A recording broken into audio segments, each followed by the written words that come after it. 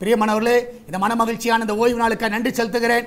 இன்று காலை நடக்கிறதான ஆராதனைகளிலே நீங்கள் வந்து பங்கு பெறுங்கள். அது நிச்சயமா உங்களுக்கு பலனா இருக்கும். கர்த்தருடைய வார்த்தையை நான் கொடுக்கிறேன். அதனால நீங்க எல்லாரும் வாருங்கள். நீங்க அநேகரை அழைத்து வாருங்கள். அநேக புதிய ஆத்துமாக்களை கொண்டு வாங்க. சபையை ஆத்துமாக்களை நிரப்புங்க.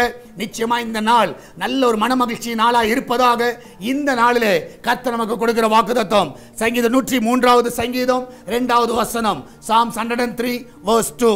என் ஆத்துமாவே கர்த்தரை ஸ்தோத்திரி, அவர் செய்த சகல உபகாரங்களையும் மறவாதே.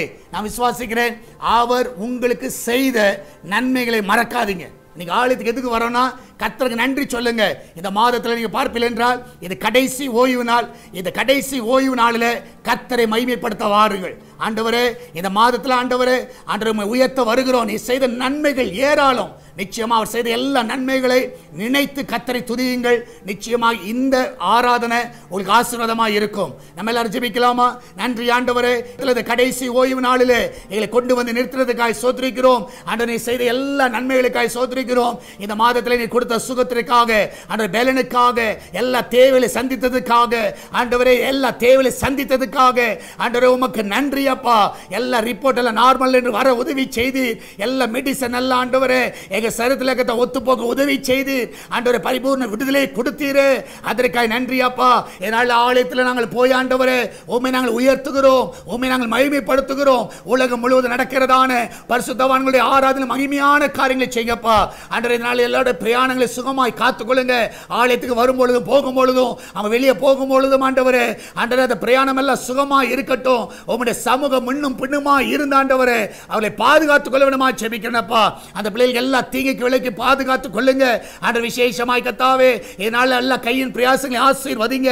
எல்லா ஆசீர் நிறைவாய் கொடுங்கப்பா. ஆண்டவரே இந்த நாட்களிலே ஆண்டவரே பர்த்டே வெட்டிங் ஆனிவர்சரி கொண்டாடுகிற எல்லா பிள்ளைகளை ஆசீர்வதிங்க. ஆண்டவரே பிள்ளைகள் நன்மையினால் நிரப்புங்கப்பா.